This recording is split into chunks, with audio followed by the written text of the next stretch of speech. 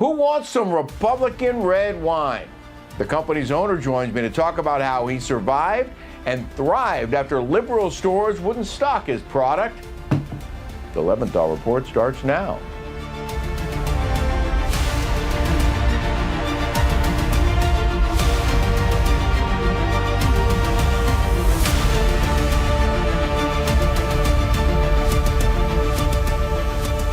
Up next on the Leventhal Report, a tale of the American spirit and spirits. How one winemaker found great success even though brick and mortar stores soured on their product. Republican red wine, right after this.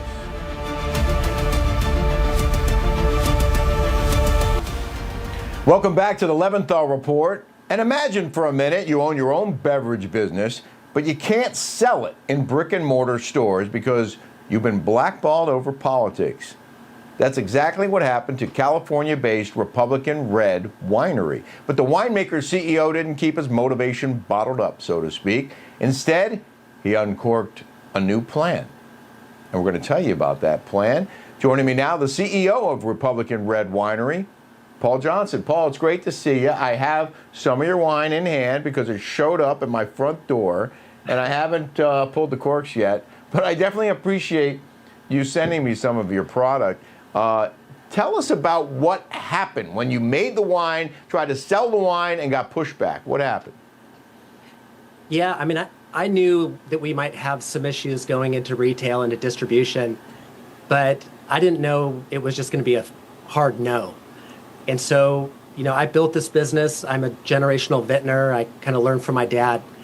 And the distributors and retailers just wouldn't carry it. They didn't want to have the blowback. And so I decided I didn't want to back down and water the brand down like they wanted me to. And so we're an online-only company, and we're now 80,000 customers strong. I mean, that's a great success story, but also a terrible reflection on our world today. When you can't stock a Republican red wine on a store shelf, how did it make you feel to realize politics were determining who gets to be sold in stores and who doesn't? Well, I mean, start with the fact that I started this brand to have conversation between the sides. Everything you see on social media is so contentious and everyone's just yelling at each other. My thought was, what better way to bring people together than over a bottle of wine? And be able to kind of signal your values and, tell people a little bit about who you are and spark conversation. And so the ethos behind the brand is so positive in my mind that then to be shut down and say, oh, we won't touch it, it's disappointing. But like I said, we didn't stop what we were going to do. We just found people and send them to our website, and we've grown. People love it. Yeah, you didn't surrender. You took your company online exclusively, as you mentioned. I imagine, though, there were challenges involved in that. Can you tell us about that?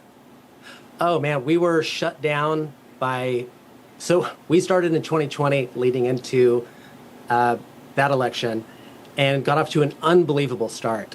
And then the day after the election, all the social media companies together decided that because we had the word Republican in our name, that we were going to be blackballed.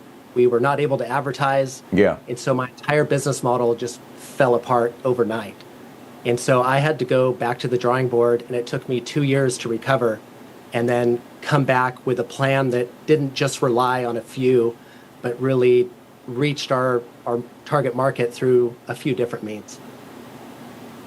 Well, your timing actually is pretty good, because this year's 4th of July has special meaning. It's America's 250 celebration, and I know that your company, Republican Red Winery, has uncorked America 250 bottles so people can raise a glass of red or white to the stars and stripes. Tell us more about your America 250 collection. Yeah, so we have a collection of 6 bottles that celebrate the 250th birthday of America. We've got a bottle with Washington crossing the Delaware, a Minutemen bottle. You see there the Liberty Bell. And we went through we spared no expense creating these labels. They are absolutely stunning. And the wine inside is even better. We just won Best in Show at the Monterey International Wine Competition. with a rating of 94 points for our sparkling. And these wines are absolutely spectacular.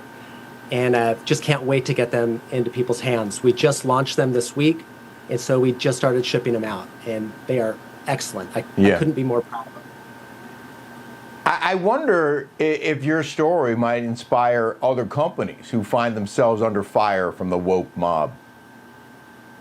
Yeah, I mean, what I have to say to those people is don't back down. The parallel economy, the people that believe in what we do are stronger than the naysayers on the left. We are more bound together and support each other more. And so, we receive a lot of, hate and different things online.